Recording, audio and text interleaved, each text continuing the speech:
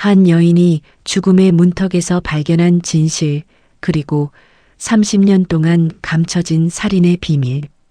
이 모든 것이 단 하나의 골동품 시계로부터 시작되었습니다. 2024년 겨울, 서울 강남의 한 초호화 저택에서 충격적인 사건이 일어났습니다. 대한민국 재계 서열 5위 신성그룹의 만찬장에서 한 여성이 쓰러졌습니다. 그녀의 손에는 누군가 건넨 와인잔이 떨어져 있었고 그 액체에서는 미량의 독극물이 검출되었습니다. 하지만 경찰이 도착했을 때 범인은 이미 사라진 뒤였습니다. 그런데 이 사건의 피해자가 누구였는지 아십니까? 바로 그날 아침까지만 해도 월세방에서 라면을 끓여 먹던 29살의 평범한 케이터링 직원 강은서였습니다. 도대체 무슨 일이 있었던 걸까요? 왜 재벌가의 누군가는 이 무명의 여성을 죽이려 했던 걸까요? 이 질문에 대한 답을 찾기 위해 그날 아침으로 돌아가야 합니다. 2024년 12월 15일 새벽 6시 서울 구로구의 낡은 다세대 주택 옥탑방. 알람 소리에 깬 강은서는 천장의 곰팡이 얼룩을 바라보며 한숨을 내쉬었습니다. 29, 고등학교 졸업 후 11년째 각종 아르바이트로 연명하는 그녀의 통장 잔고는 8만 3천 원이었습니다. 오늘도 버텨야지. 은서는 스스로에게 되뇌며 냉장고를 열었습니다. 텅 빈 냉장고 한쪽에는 유통기한이 하루 지난 우유 하나가 외롭게 놓여 있었습니다. 그녀는 그것마저 마시지 않고 문을 닫았습니다. 저녁에 먹어야 할 마지막 식량이었으니까요. 같은 시각 서울 강남구 평창동 대지 3,000평 위에 세워진 신성그룹 회장 저택에서는 전혀 다른 아침이 시작되고 있었습니다. 신우진 회장 72세 대한민국 재계에 살아있는 전설. 그의 침실은 은서의 집 전체보다 넓었고 그가 아침에 신는 슬리퍼 한 켤레 가격은 은서의 2달치 월세와 맞먹었습니다.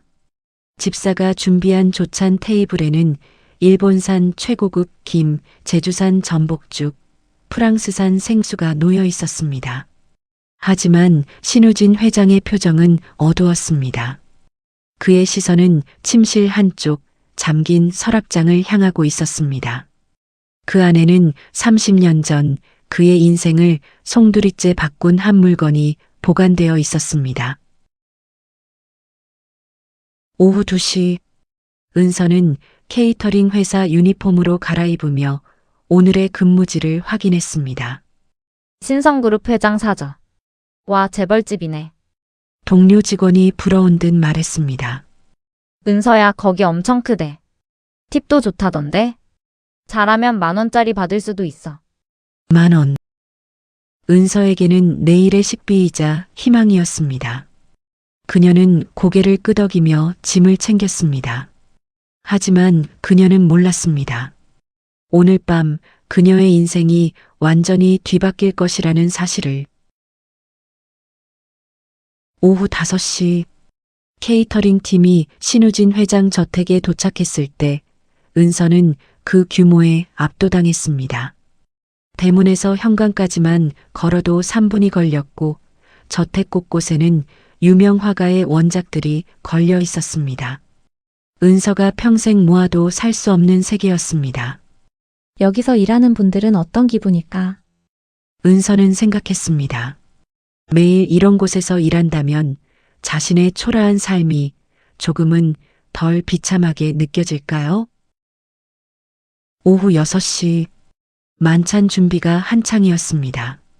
오늘은 신성그룹의 중요한 가족 모임이 있는 날이었습니다. 신우진 회장의 세 자녀와 그들의 배우자, 그리고 손주들까지 총 15명이 참석할 예정이었습니다. 주방에서 은서는 프랑스산 송로버섯을 조심스럽게 다듬고 있었습니다. 한 덩어리에 100만 원이 넘는다는 그 식재료를. 그때였습니다. 잠깐, 이거 홀에 가져다 놔. 주방장이 은서에게 무거운 은제 촛대를 건넸습니다. 은서는 조심스럽게 그것을 받아들고 연회장으로 향했습니다.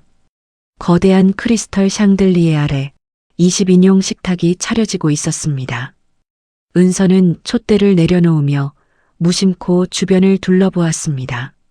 그리고 그녀의 시선이 벽난로 위 선반에 꽂힌 순간 그녀의 심장이 멎을 듯 요동쳤습니다. 거기에 놓인 골동품 시계, 붉은 마호가니 나무로 만들어진 그 시계는 은서에게 너무나 낯익었습니다. 아니, 낯익은 정도가 아니었습니다. 그녀는 어린 시절 정확히 똑같은 시계를 본 적이 있었습니다. 은서의 머릿속에 25년 전의 기억이 떠올랐습니다.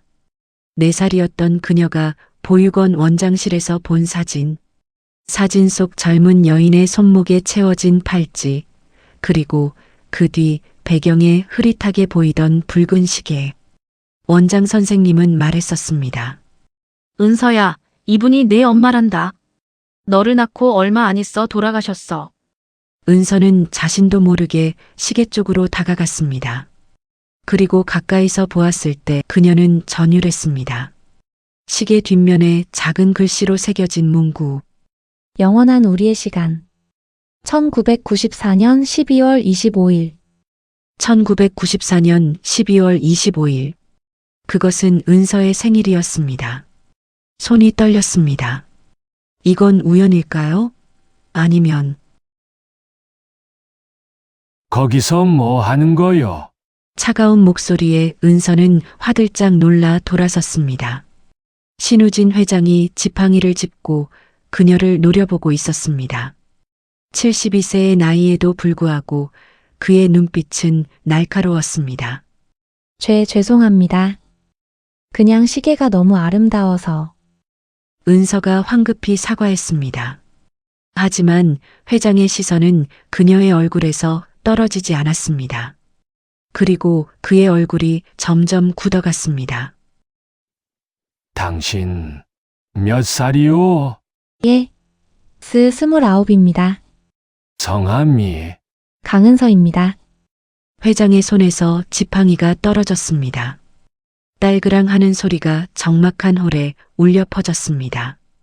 그리고 회장은 믿을 수 없다는 표정으로 은서를 바라보았습니다. 목걸이. 당신 목에 걸린 그 목걸이 어디서 난 거요? 은서는 당황하며 유니폼 안쪽으로 손을 가져갔습니다.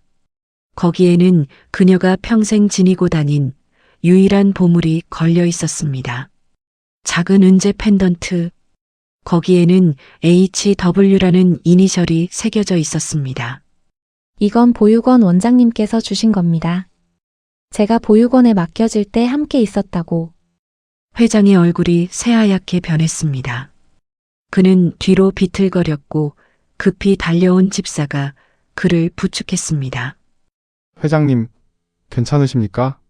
하지만 신우진 회장은 집사의 부축을 뿌리치고 은서에게 다가왔습니다. 그의 손은 떨리고 있었습니다.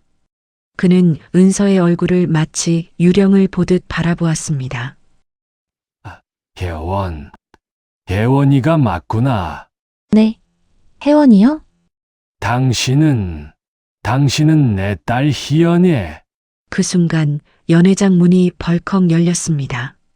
신우진 회장의 장남 신태준과 차남 신태윤, 그리고 장녀 신미선이 들어섰습니다. 세 남매는 아버지가 낯선 케이터링 직원과 대화하는 모습을 보고 놀란 표정을 지었습니다. 아버지 무슨 일이십니까? 장남 신태준이 경계하는 투로 물었습니다. 50대 초반의 그는 신성그룹의 현 대표이자 회장직 승계 1순위였습니다. 회장은 떨리는 목소리로 말했습니다. 태준아, 이 아이를 당장 객실로 모셔라. 예? 아버지 이게 무슨... 지금 당장. 회장의 호통에 장남은 입을 다물었습니다. 하지만 그의 눈빛에는 의심과 경계가 가득했습니다. 은서는 혼란스러웠습니다. 도대체 무슨 일이 벌어지고 있는 걸까요?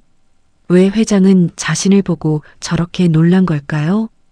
그리고 희연이라는 이름은 또 누구란 말입니까? 30분 후 은서는 저택 2층의 호화로운 객실에 홀로 앉아 있었습니다. 방 하나의 크기가 그녀의 집만 했습니다. 문 밖에서는 격렬한 목소리들이 들려왔습니다. 아버지 정신 차리십시오. 저 여자가 누군지도 모르는데 어떻게.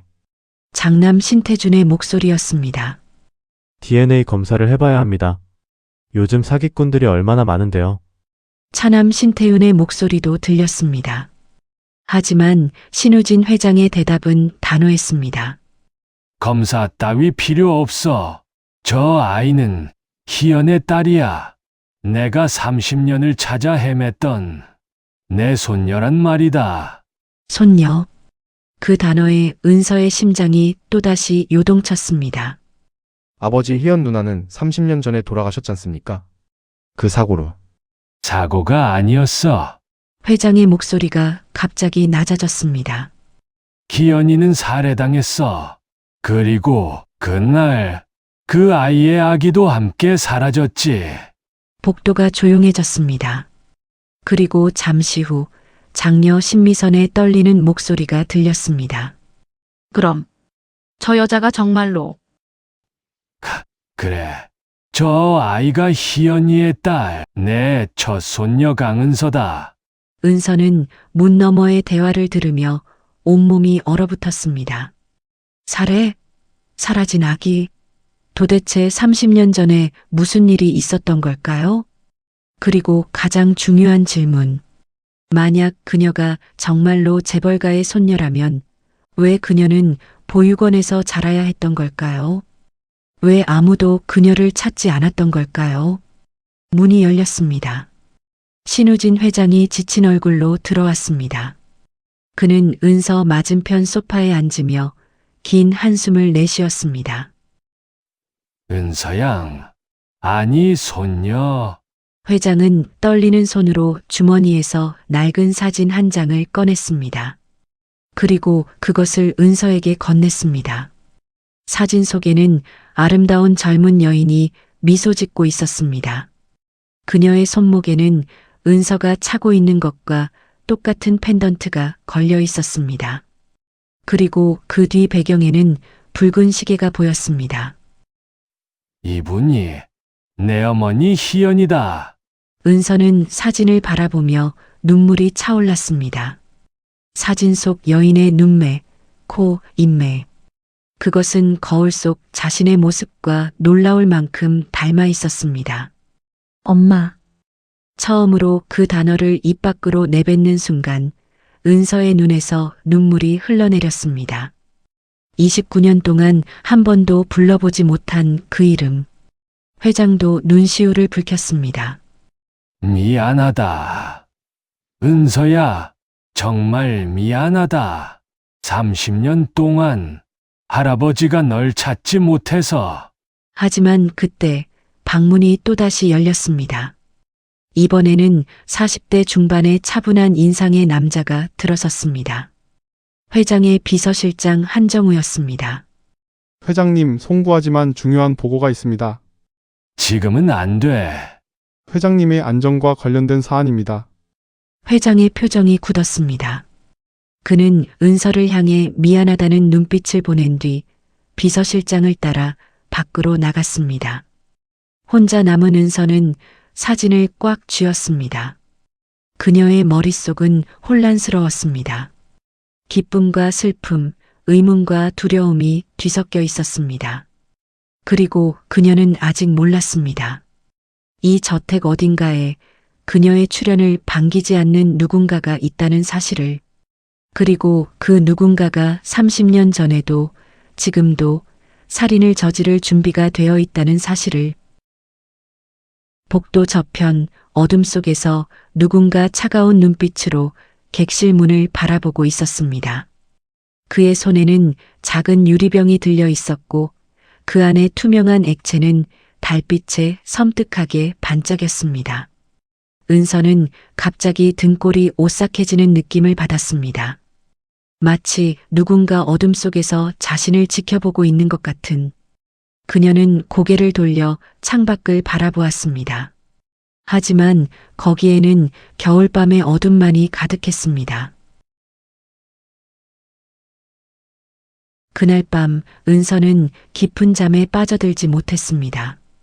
신우진 회장은 그녀에게 저택에서 하룻밤 머물 것을 권했고 은서는 거절할 수 없었습니다. 아니, 거절하고 싶지 않았습니다. 비로소 찾은 가족, 비로소 알게 된 자신의 뿌리를 놓치고 싶지 않았으니까요. 새벽 3시, 은서가 겨우 잠들려 할 때 복도에서 발걸음 소리가 들렸습니다. 누군가 그녀의 방 앞에 멈춰 섰습니다. 손잡이가 천천히 돌아가는 소리. 은서는 숨을 죽였습니다. 하지만 문은 열리지 않았습니다. 잠시 후 발걸음 소리는 멀어져 갔습니다. 다음 날 아침 회장은 은서를 자신의 서재로 불렀습니다. 서재는 고풍스러운 책들과 골동품으로 가득했습니다. 그리고 벽 한쪽에는 한 여인의 대형 초상화가 걸려 있었습니다. 내 어머니 희연이다. 회장은 슬픈 눈으로 초상화를 바라보았습니다. 이제 네가 알아야 할 진실을 이야기해 주마. 회장은 창밖을 바라보며 긴 이야기를 시작했습니다. 1994년 신우진 회장의 외동딸 신희연은 25살이었습니다. 명문대를 졸업하고 미술관 큐레이터로 일하던 그녀는 아름답고 총명했으며 무엇보다 따뜻한 마음을 가진 여성이었습니다. 그의 봄, 희연은 한 청년을 만났습니다. 가난한 화가 지망생 우혁. 그는 재능은 있었지만 집안 형편이 어려워 생계를 위해 미술관 야간 경비원으로 일하고 있었습니다. 두 사람은 사랑에 빠졌습니다. 하지만 신우진 회장은 결사 반대했습니다. 재벌가의 딸과 가난한 청년의 사랑, 그것은 용납될 수 없었습니다. 회장은 딸에게 그 남자를 만나지 말라고 명령했습니다. 하지만 희연이는 강했어. 회장의 목소리가 떨렸습니다. 딸아이는 내게 대들었지. 아버지 사랑에는 신분이 없어요. 저는 혁을 사랑해요. 그리고 지금 저는 그의 아이를 임신했어요. 회장은 분노했습니다. 그는 딸을 집에 가두고 우혁을 쫓아냈습니다. 심지어 돈을 주며 딸 곁을 떠나라고 협박했습니다. 하지만 1994년 12월 24일 밤 희연은 집을 탈출했습니다. 만삭의 몸으로 그녀는 우혁을 만나러 갔습니다. 둘은 함께 도망가기로 결심했습니다. 하지만 회장의 목소리가 끊어졌습니다. 다음 날 크리스마스 아침, 기현의 차가 한강다리 아래에서 발견되었어. 차는 난간을 들이받고 강물에 추락한 상태였지. 경찰은 졸음운전 사고라고 결론 내렸어. 하지만요? 기현의 몸은 발견되었지만 아기는 없었어. 목격자들은 희연이 사고 직전 조수석에 누군가를 태우고 있었다고 증언했어. 하지만 현장에서는 희연의 시신만 발견되었지. 네가 사라진 거야. 은서는 소름이 돋았습니다. 그럼 저는 사고 현장에서 어떻게? 그날 밤 무슨 일이 있었는지는 아무도 몰라. 하지만 3일 후, 넌 서울의 한 보육원 문 앞에 버려진 채 발견되었어. 내 비서가 전국의 보육원을 뒤졌지만, 네 어머니가 준 목걸이에는 이름이 없었고, 넌 이미 다른 이름으로 등록되어 있었어. 회장은 고개를 떨구었습니다. 30년이야. 30년 동안 난 널 찾았어. 하지만 늦었구나. 은서는 눈물을 참았습니다. 그럼 제 아버지는요? 우혁이라는 분은요? 회장의 얼굴이 더욱 어두워졌습니다. 우혁은 기현이 죽은 다음날 실종되었어. 그의 작업실에서는 피 흔적이 발견되었지. 경찰은 그가 희연의 죽음에 책임을 느끼고 자살했을 거라고 추정했어. 하지만 시신은 끝내 발견되지 않았어. 그날 오후 신우진 회장은 긴급 가족회의를 소집했습니다. 대저택의 회의실에 신씨 가문의 모든 식구들이 모였습니다.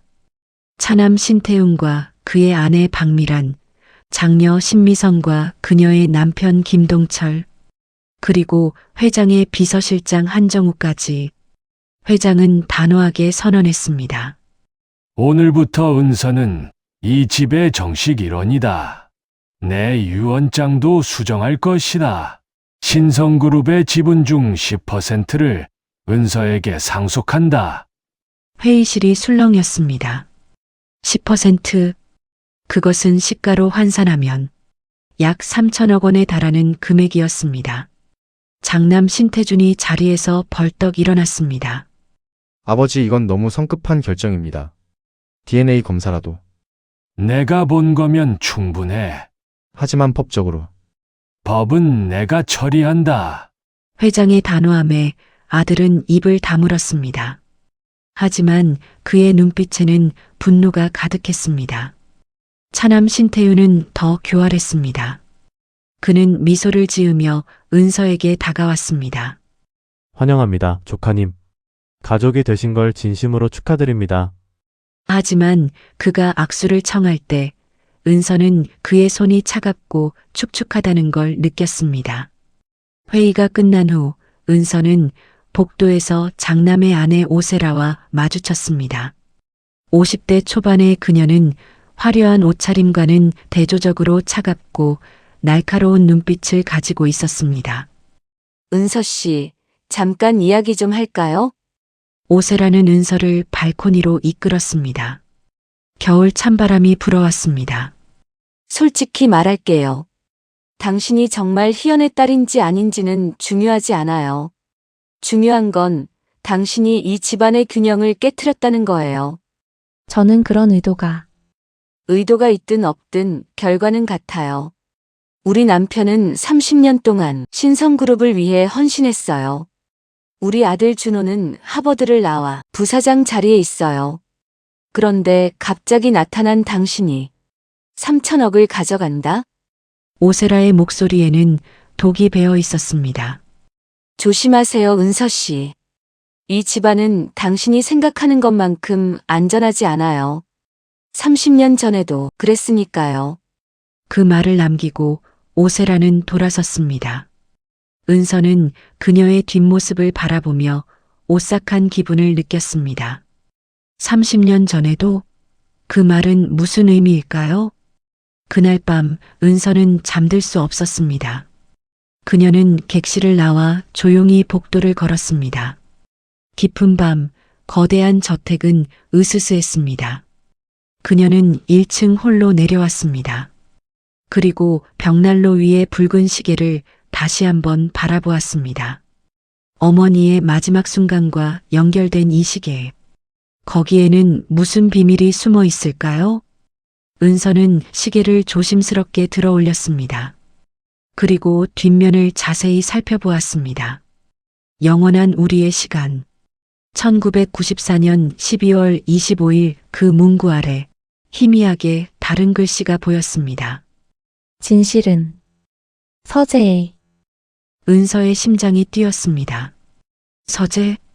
회장의 서재를 말하는 걸까요? 그녀는 재빨리 2층 서재로 향했습니다. 다행히 문은 잠겨 있지 않았습니다. 은서는 조용히 문을 열고 들어갔습니다. 달빛만이 비추는 어두운 서재. 은서는 핸드폰 손전등을 켰습니다.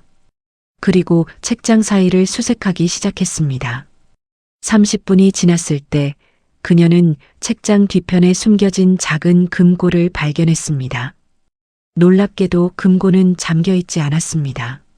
마치 누군가 그녀가 찾기를 기다리고 있었던 것처럼. 금고 안에는 낡은 서류 봉투가 들어 있었습니다. 은서는 떨리는 손으로 그것을 꺼냈습니다. 봉투 표면에는 희연 1994년 12월이라고 적혀 있었습니다. 안에는 여러 문서들이 들어 있었습니다. 병원 진료 기록, 은행 거래 내역서, 그리고 한 통의 편지. 편지는 어머니 신희연이 쓴 것이었습니다. 은서는 손전등을 비추며 읽기 시작했습니다. 사랑하는 내 아기에게 엄마가 이 편지를 쓰는 지금 너는 내 뱃속에서 평화롭게 자고 있구나. 엄마는 너무 두려워. 무언가 잘못되어 가고 있는 것 같아. 누군가 나를 감시하고 있어. 누군가 나와 너의 아빠를 떼어놓으려 하고 있어. 아기야, 만약 엄마에게 무슨 일이 생긴다면 너는 이것을 기억해야 해. 할아버지를 믿지 마. 가족을 믿지 마. 진실은 항상 가까운 곳에 숨어 있단다. 그날 12월 24일 밤. 엄마는 서류 가방에 모든 증거를 담았어. 내 아빠 우혁이 찍은 사진들, 녹음 파일들. 신성그룹의 비리를 폭로할 수 있는 모든 증거들. 우리는 그것을 가지고 경찰서로 가려 했어. 하지만 누군가 알았나 봐. 누군가 우리를 막으려 했어. 아기야, 살아남아라. 그리고 언젠가 진실을 밝혀줘. 엄마를 죽인 사람을 찾아줘. 사랑한다, 나의 별. 엄마가. 편지를 읽는 은서의 손이 떨렸습니다.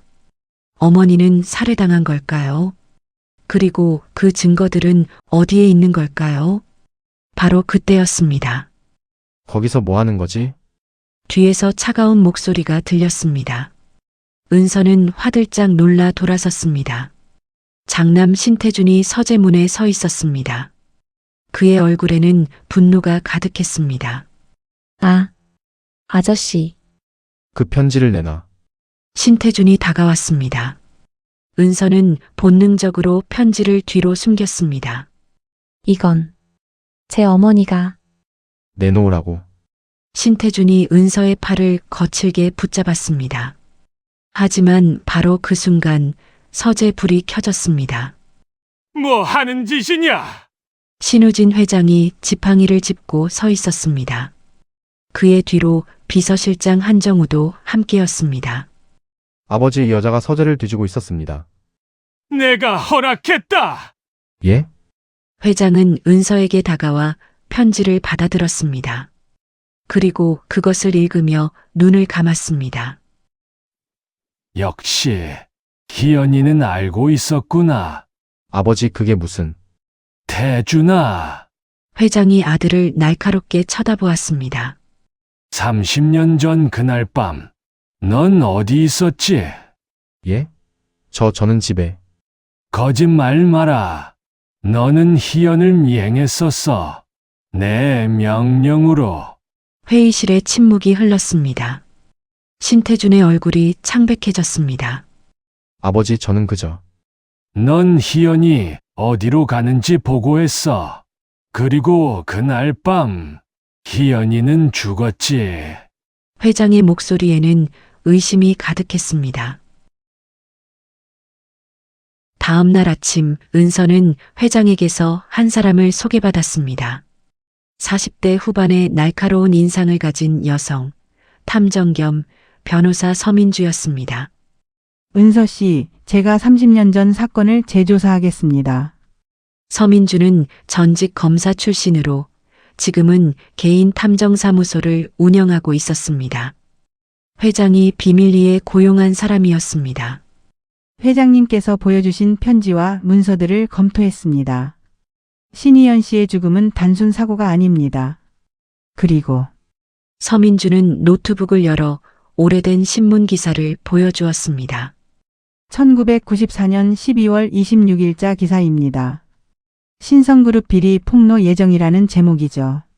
하지만 이 기사는 희연 씨가 사망한 직후 전면 삭제되었습니다. 누군가 언론을 통제한 겁니다. 그럼 제 어머니는? 네. 신희연 씨는 신성그룹의 불법 대출과 횡령 증거를 수집하고 있었습니다. 그리고 그것을 폭로하려던 직전에 살해당했습니다. 은서는 분노가 치밀어 올랐습니다. 그럼 범인은 가족 중 누군가란 말인가요? 가능성이 높습니다. 하지만 증거가 필요합니다. 바로 그때 은서의 핸드폰이 울렸습니다. 낯선 번호였습니다. 은서는 전화를 받았습니다. 여보세요? 은서 씨, 변조된 목소리가 들렸습니다. 더 이상 파헤치지 마세요. 당신 어머니처럼 되고 싶지 않다면. 전화가 끊어졌습니다. 은서는 소름이 돋았습니다. 협박 전화입니다. 서민주가 냉정하게 말했습니다. 예상했던 겁니다.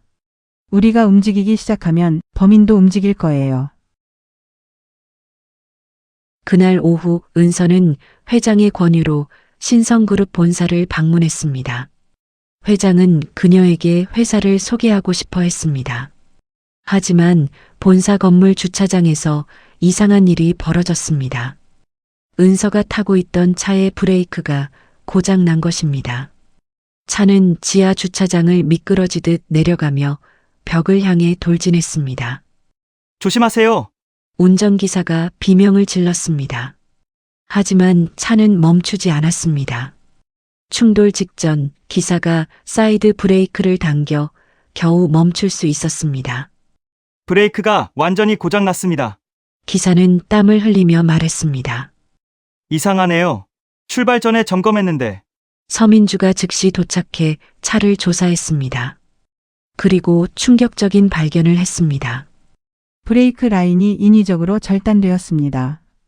이건 살인 미수입니다. 은서는 온몸이 얼어붙었습니다. 누군가 그녀를 죽이려 한 것입니다. 그날 밤 은서는 저택 객실에서 혼자 있었습니다. 갑자기 가스 냄새가 났습니다. 그녀는 황급히 창문을 열었습니다. 가스 밸브가 열려 있어요. 달려온 집사가 소리쳤습니다. 조금만 늦었어도 질식사할 뻔했습니다. 이건 우연이 아닙니다. 서민주가 단호하게 말했습니다. 누군가 조직적으로 은서 씨를 제거하려 하고 있습니다. 그리고 그 누군가는 이 집안 사람입니다. 다음 날 서민주는 은서와 함께 30년 전 어머니 희연이 마지막으로 방문했던 장소를 찾아갔습니다. 서울 외곽의 오래된 창고였습니다.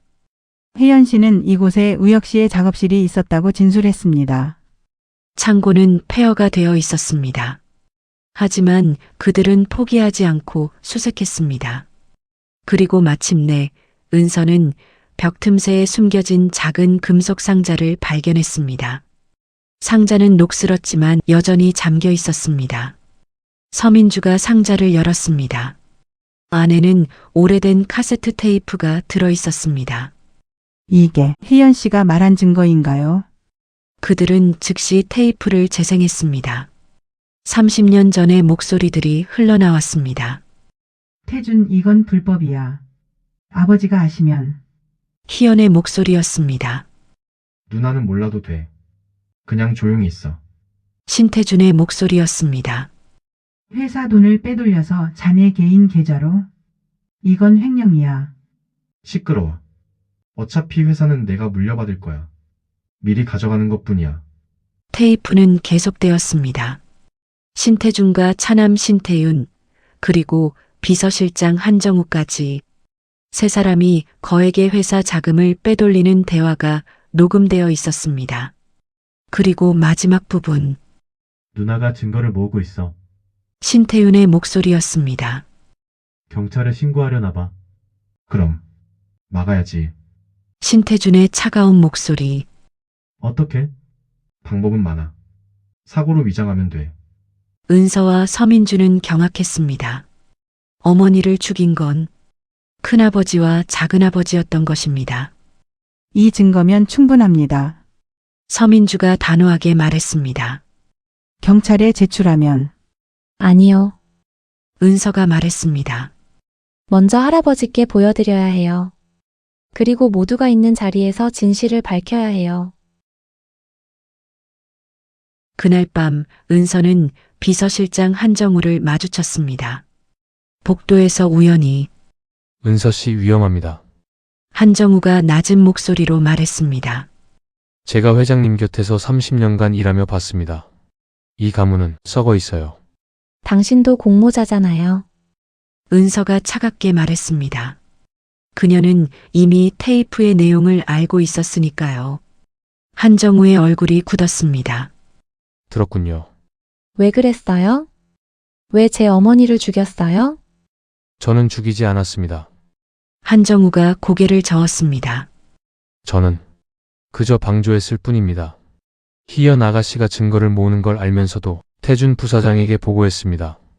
제 욕심 때문에, 제가 받을 뇌물 때문에. 그의 목소리에는 후회가 묻어났습니다. 하지만 저는 살인까지 예상하지 못했습니다. 그날 밤 차 사고가 일어났을 때 저는 너무 늦게 도착했습니다. 희연 아가씨는 이미 물에 빠진 상태였고 그럼 저는요? 저는 어떻게 된 거예요? 제가 구했습니다. 한정우가 고백했습니다. 차 뒷좌석에서 아기 캐리어를 발견했습니다. 당신이었어요. 저는 너무 겁이 났습니다. 경찰에 신고하면 제 공모가 드러날 것 같아서 당신을 보육원에 맡겼습니다. 은서는 분노와 슬픔이 뒤섞였습니다. 그럼 당신이 저를 버린 거군요. 미안합니다. 정말 미안합니다. 한정우는 무릎을 꿇었습니다. 30년 동안 매일 악몽을 꿨습니다. 그래서 회장님 곁에 남아 있었습니다. 속죄하기 위해. 바로 그때 복도 저편에서 박수 소리가 들렸습니다. 신태준이 냉소를 지으며 다가오고 있었습니다. 감동적인 고백이네. 한 비서실장. 그의 손에는 권총이 들려 있었습니다. 하지만 이제 늦었어. 너무 많이 알아버렸으니까. 은서는 뒤로 물러섰습니다. 신태준의 눈빛에는 광기가 서려 있었습니다. 내 어미도 이렇게 눈을 크게 뜨고 날 봤지. 차가 물에 빠지기 직전에. 당신이 직접? 물론이지. 브레이크를 끊고 핸들을 조작했어. 완벽한 사고였지. 신태준이 총을 겨누었습니다. 그리고 오늘 역사는 반복된다. 불쌍한 은서양이 강도를 만나 사망했다는. 바로 그 순간 어둠 속에서 누군가 나타나 신태준의 팔을 쳤습니다. 총이 바닥에 떨어졌습니다. 신우진 회장이었습니다. 그리고 그의 뒤로 경찰들이 쏟아져 들어왔습니다. 체포해. 회장이 차가운 목소리로 명령했습니다. 내 아들이지만 살인자는 용서할 수 없어. 신태준은 경찰에게 끌려가며 비명을 질렀습니다. 아버지, 이건 다 회사를 위한 거였어요. 누나가 우릴 다 망치려 했다고요. 하지만 아무도 그의 말을 듣지 않았습니다. 은서는 그 자리에 주저앉았습니다. 모든 게 끝난 것 같았습니다. 하지만 회장의 눈빛은 여전히 무언가를 경계하고 있었습니다. 아직 끝난 게 아니야. 회장이 중얼거렸습니다. 진짜 흑막은 따로 있어. 저택 어딘가에서 누군가 차가운 미소를 짓고 있었습니다. 신태준의 체포는 계획의 일부일 뿐이었습니다. 진짜 게임은 이제부터 시작이었습니다. 신태준이 체포된 다음 날 신성그룹은 큰 혼란에 빠졌습니다. 언론은 30년 전 살인 사건의 진실을 대서특필했고 회사 주가는 폭락했습니다. 하지만 신우진 회장은 침착했습니다. 오히려 그는 특별한 만찬을 준비하라고 명령했습니다. 가족 전체를 초대해. 모두가 모여야 해. 서민주 탐정은 은서에게 조용히 말했습니다. 회장님이 무언가 계획하고 계십니다. 진짜 범인을 잡으려는 것 같습니다. 하지만 큰아버지가 범인이잖아요. 신태준 씨는 실행범입니다. 하지만 배후에 누군가 더 있습니다. 만찬 당일 저녁, 신성가의 모든 식구들이 대연회장에 모였습니다. 체포된 신태준만 빠진 자리였습니다.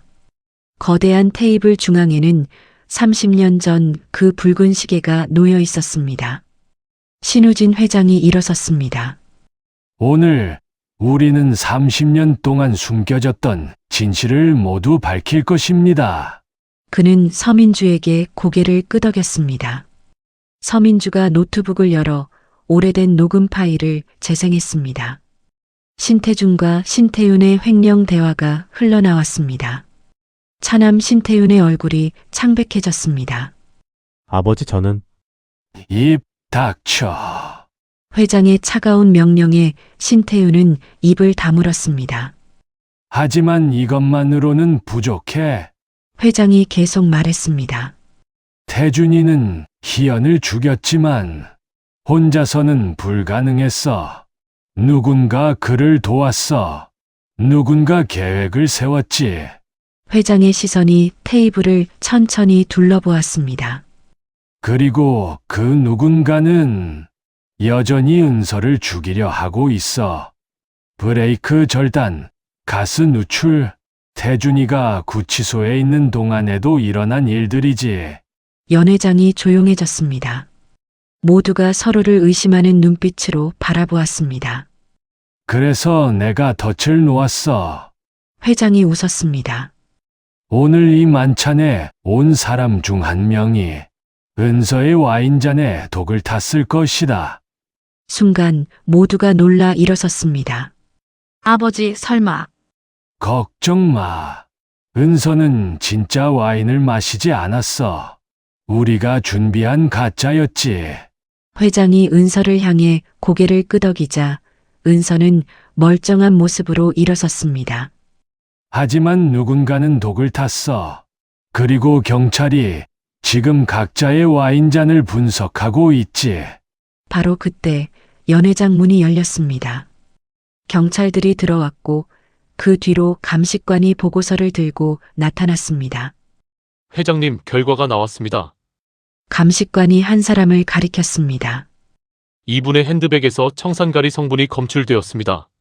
모두의 시선이 그 사람에게 집중되었습니다. 장남의 아내 오세라였습니다. 말도 안 돼. 오세라가 비명을 질렀습니다. 저는 아무것도 안 했어요. 하지만 그녀의 핸드백을 조사한 경찰은 작은 유리병을 발견했습니다. 그 안에는 투명한 액체가 남아 있었습니다. 오세라 씨, 당신 체포합니다. 살인 미수 혐의로. 잠깐, 오세라가 소리쳤습니다. 제가 한 게 아니에요. 시킨 사람이 따로 있어요. 누가 시켰죠? 서민주가 날카롭게 물었습니다. 오세라는 떨리는 손으로 한 사람을 가리켰습니다. 장녀 신미선이었습니다.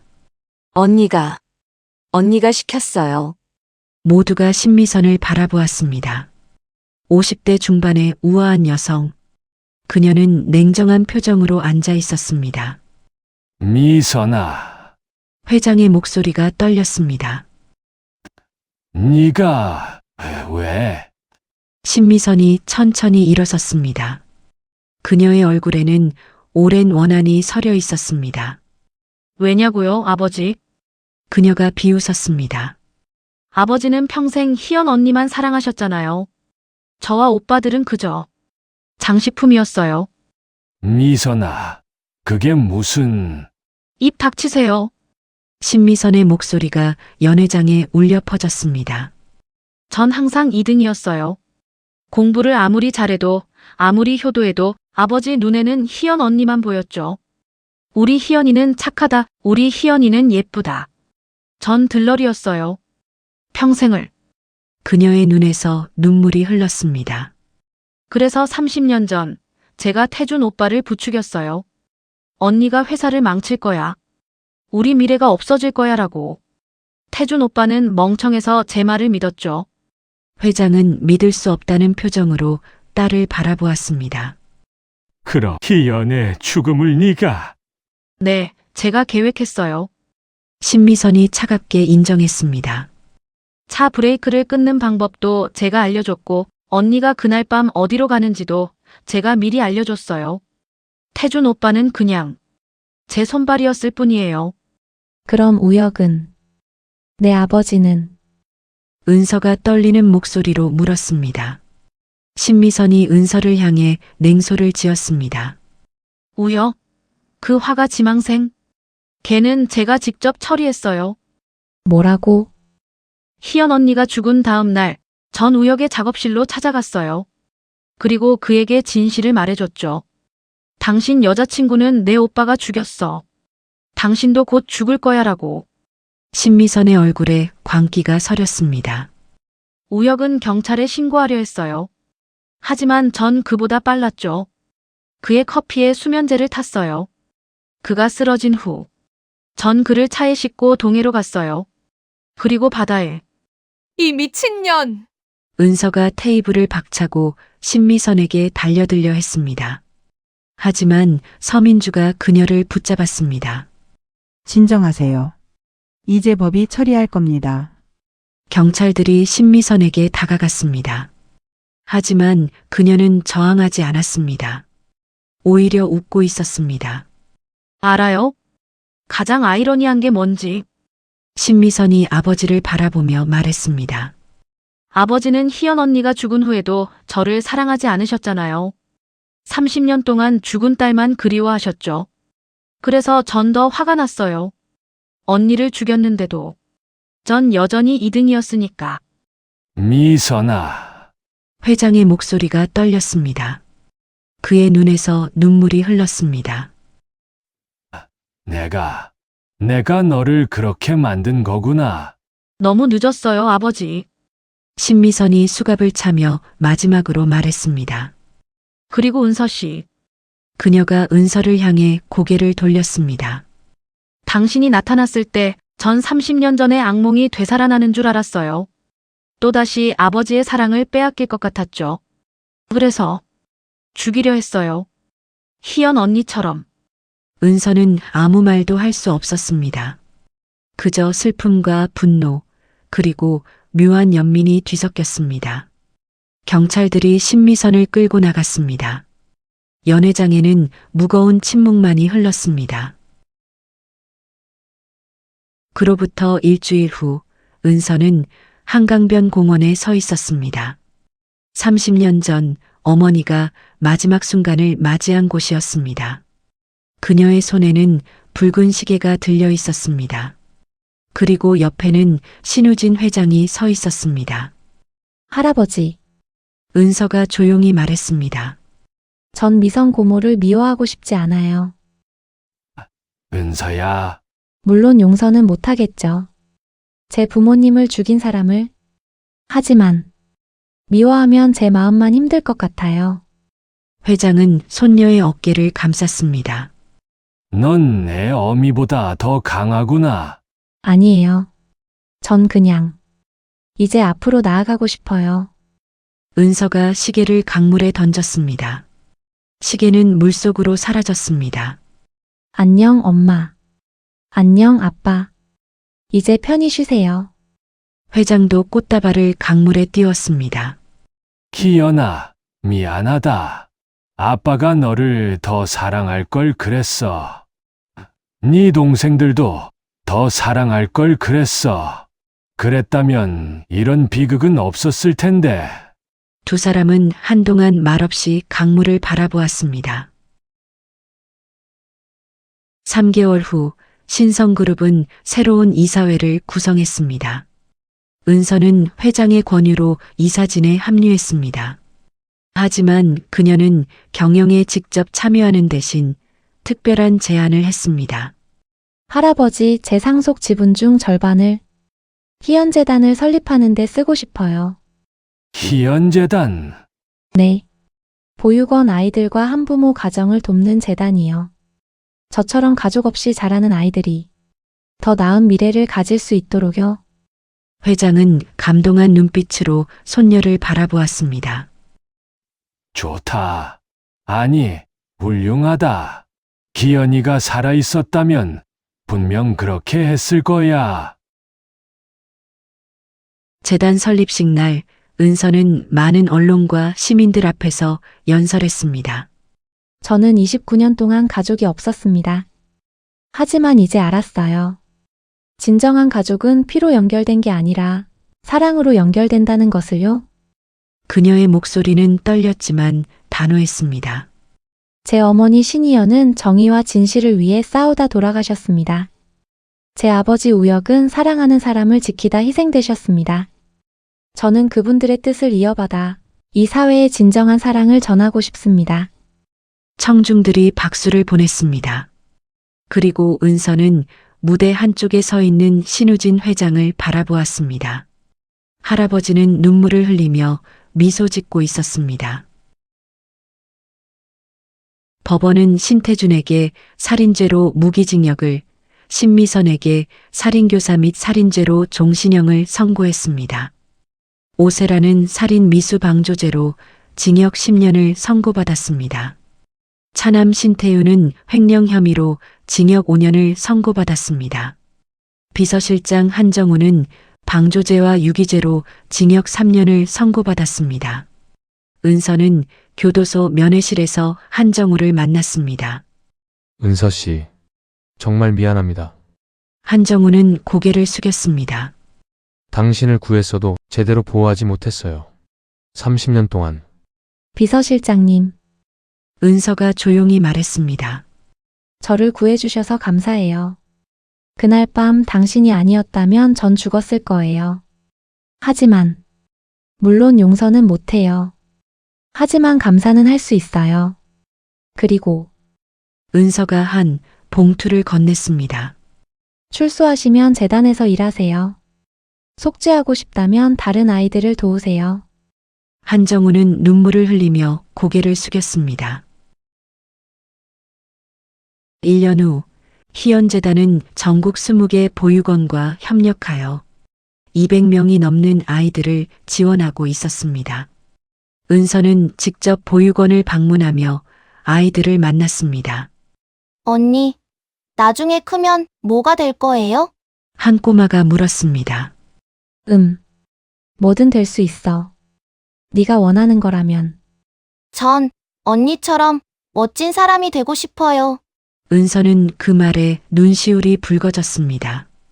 자신도 어린 시절 이런 꿈을 꾸었었죠. 그날 저녁 은서는 할아버지와 함께 저녁을 먹었습니다. 이제 저택에는 그들 둘만 남았습니다. 하지만 더 이상 외롭지 않았습니다. 할아버지, 오늘 보육원에서 한 아이가 그러더라고요. 저처럼 되고 싶대요. 하하. 그럼 그 아이는 분명 훌륭한 사람이 되겠구나. 제가 훌륭한가요? 은서가 조심스럽게 물었습니다. 회장은 손녀의 손을 꽉 잡았습니다. 넌 이 할아버지의 자랑이야. 그리고 분명 미 어미 아비의 자랑이기도 할 거야. 둘은 웃으며 식사를 계속했습니다. 창밖으로는 따뜻한 봄 햇살이 비치고 있었습니다. 그로부터 5년 후, 은서는 희연재단 이사장으로서 많은 업적을 남겼습니다. 재단은 대한민국에서 가장 영향력 있는 사회복지재단으로 성장했습니다. 그리고 그녀는 한 남자를 만났습니다. 재단에서 자원봉사를 하던 소아과 의사 민준. 그는 은서의 따뜻함에 반했고 은서는 그의 진실함에 마음을 열었습니다. 결혼식 날 은서는 하얀 웨딩드레스를 입고 버질로드를 걸었습니다. 그녀를 안내하는 사람은 신우진 회장이었습니다. 할아버지, 제가 행복해도 될까요? 당연하지. 얘야, 넌 행복할 자격이 있어. 회장의 눈에서 눈물이 흘렀습니다. 희연아, 네 딸이 행복한 모습을 보고 있니? 이 아빠는 이제 마음이 편하구나. 식이 끝난 후 은서는 부케를 들고 하늘을 올려다보았습니다. 엄마, 아빠. 보고 계시죠? 제가 행복해요. 그리고 할아버지도 많은 아이들도 행복해요. 이제 편히 쉬세요. 그녀는 부케를 하늘로 던졌습니다. 부케는 봄바람에 실려 높이 날아올랐습니다. 그리고 몇 년 후 은서는 예쁜 딸을 낳았습니다. 그녀는 딸의 이름을 희원이라고 지었습니다. 할머니 희연과 할아버지 우혁의 이름을 합친 것이었습니다.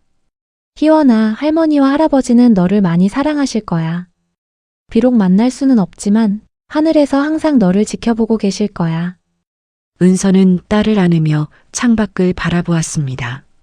하늘은 맑고 푸르렀습니다. 그리고 그녀는 알았습니다. 진정한 부는 돈이나 권력이 아니라는 것을, 진정한 부는 사랑하는 사람들과 함께하는 시간, 그리고 다른 사람들을 도울 수 있는 마음이라는 것을. 어머니 희연이 남긴 유산은 돈이 아니었습니다. 그것은 정의를 향한 용기, 사랑을 지키는 힘, 그리고 다른 사람들을 돌보는 따뜻한 마음이었습니다. 그리고 이제 은서는 그 유산을 딸에게, 그리고 수많은 아이들에게 전하고 있었습니다.